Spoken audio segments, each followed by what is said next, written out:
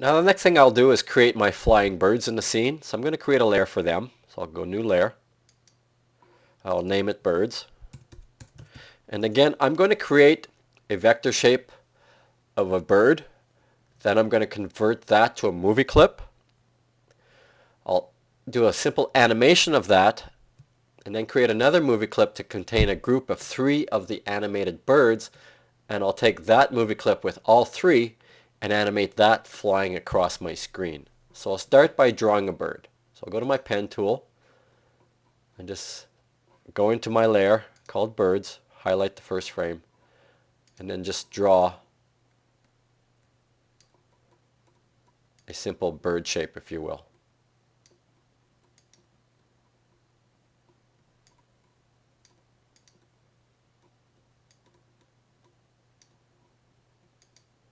Okay, and I'll go in with my sub-selection tool and adjust that a little bit.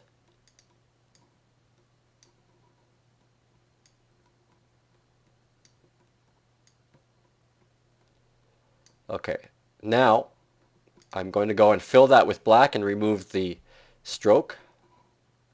So I'll just go with my bucket tool, fill that with black, and then come back with my selection tool, highlight the stroke and delete it.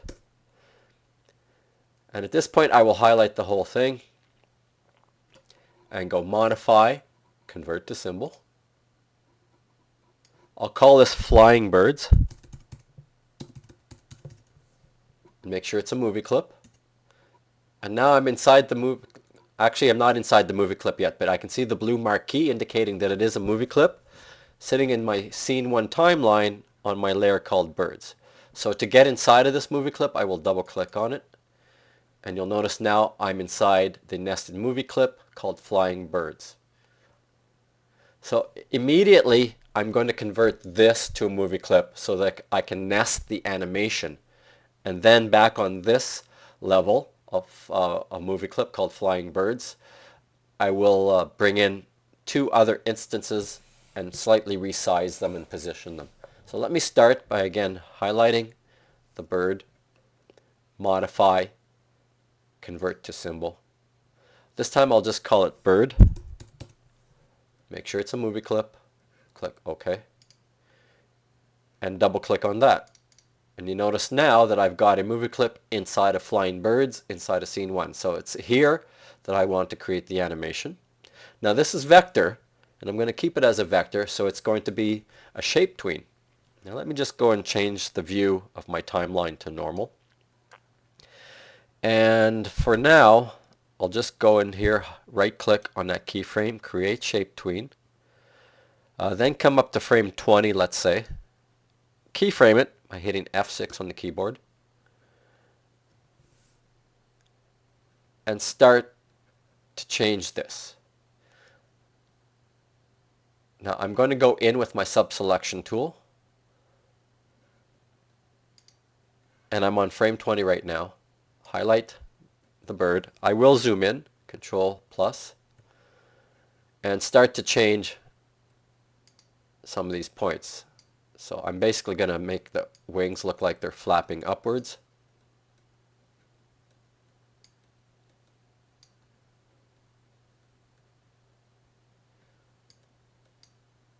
And if I can grab that and make some adjustments here. Okay, so this is what I've got going on. Now if I wanted to be more precise and have more control, I could add some shape hints. I can simply go Control Shift on the keyboard or Command Shift on the keyboard to add a shape hint. Control Shift H. Snap that to a point. So I'm going to do 4. 1 for here, here, here, and here. Control Shift H. Snap that there. Control Shift H. Snap that up to the tip. And then 1 more for the bottom. Control Shift H down here. Now they're still red because I have not snapped the next keyframe. So let me move my playhead over here. And D was the bottom. And you notice that it changes to the green. C, B, and A. And if I just drag my playhead I can see what's going on. And if I wanted to change how that mutated, I could start to fool around with some of these. I think I'm going to change it back, but I'm just going to show you here what happens. Okay, I will in fact put them back where they were. Now on the first keyframe they would be yellow if they're working, and on the second keyframe they would be green if they're working. So there's my animation of a bird. Let me go back up to flying birds. And again, it's on a single frame, but this is now animated. So I'm going to reduce the view here. Just move that along. And if I go to my library, I can see there's the bird. Now I can either drag these from the library, or I can duplicate them on the stage with my Alt key down on the PC, Option key down on the Mac. Same idea. And because these are instances, I can actually uniquely resize them. And I'm going to go to my free transform tool, and I will resize two of them. I'll make a small, a medium, and a large version, if you will. And I can also distort them, as you can see there, and they will still animate. So I'll say that's the group. And that's the group called Flying Birds. So if I go up to scene 1, there is my group. Now I'll just do a test movie, but first I'll save. And you'll see they're not going to move across the stage yet, but they will be flapping their wings. So test movie, test.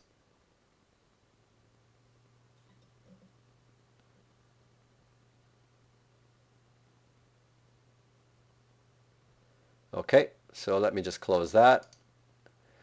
And I just need to animate this moving across the stage. So let me change my view to small for my timeline. Actually, I'll change it to tiny. Now I can see the whole span. Now the birds I can turn into a motion tween. So I'll highlight that first frame, right click, create motion tween. Then I'll move my playhead. I'll actually reposition them. They're going to fly from the left to the right. So their starting point, I'll start them basically off the stage. And then move my playhead to that last keyframe.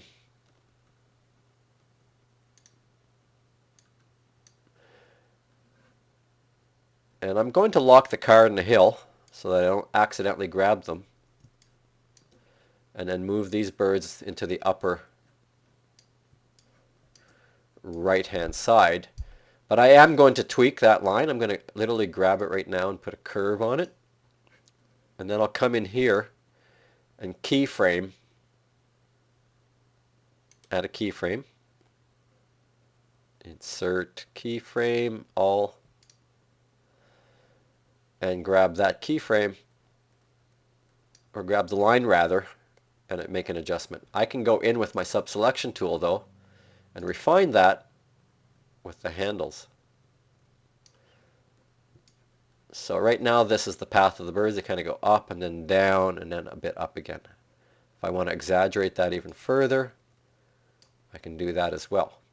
And now I've animated flying birds nested inside of an animation of the group moving across the sky.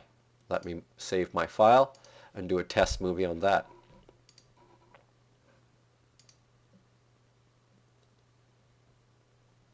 Okay, now it's just going to be looping forever because I haven't set any action scripts to do otherwise.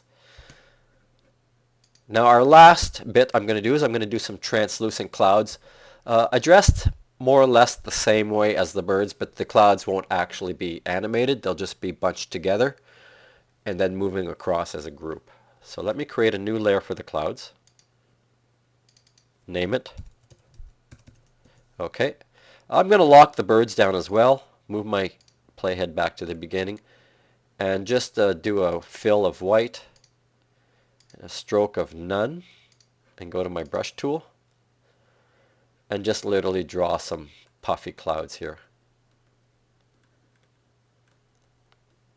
Okay, and I'll go with my bucket tool and fill that.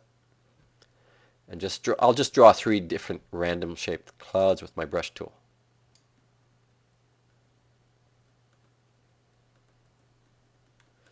And then again fill that with my bucket. And I'll do one more here. Maybe a little bit farther from the other two.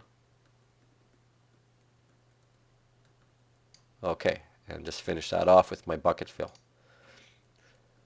Alright, so those are my clouds. Let me just highlight those right now. I'm shift clicking on them all. Convert to symbol. Clouds. Movie clip. Okay. And now they are all inside of a movie clip. If I double click on that, I can see that they are all inside of the movie clip called clouds. So they are all, in essence, one item right now, which is a movie clip. And I'm simply going to highlight that movie clip, go to my properties, and show you that we have several color effects on movie clips, which we really haven't explored. But if I have a movie clip highlighted, I can go to my properties, go to my color effects, and you can see I can affect brightness. I can actually change the color through tint control. Advanced is a combination of the other three, and what I want to do here is affect the alpha, which is actually the transparency. So if I say alpha, you'll notice that they've gone a bit more faint. It's set at 79 here. If I drag these down, you can see they're almost transparent and opaque. So you know what? I'll just go down to 70 and close that. That means even though they're going to be in front of the birds, you will sort of see the birds fly through them if they intersect. So let me put them low enough in the sky that that's likely to happen. And I'll move the clouds to the far right, and I'll animate them moving towards the left. I'm not going to put them right off screen though. I'll just start them about there,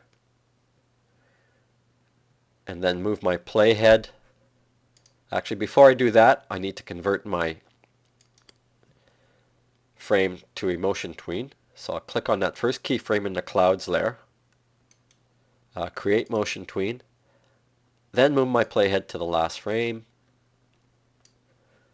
move those clouds. I'm going to hold my shift key down, which will constrain them, and this is what I'm going to get. So I can see that the birds are going behind the clouds and at a certain point in the movie. You don't see the nested animation when you're scrubbing through. You will only see the nested animation manifest itself when you go test movie. But I'm going to save this file right now and do just that, do a test movie. And again, because I've set the alpha to about 70%, these clouds actually are translucent. So here we go, control, test movie, test. And there you have it. A multi-tiered animation that's dependent on several movie clips being nested inside of other movie clips. And I want you to create this scenario for me today as your movie clip assignment.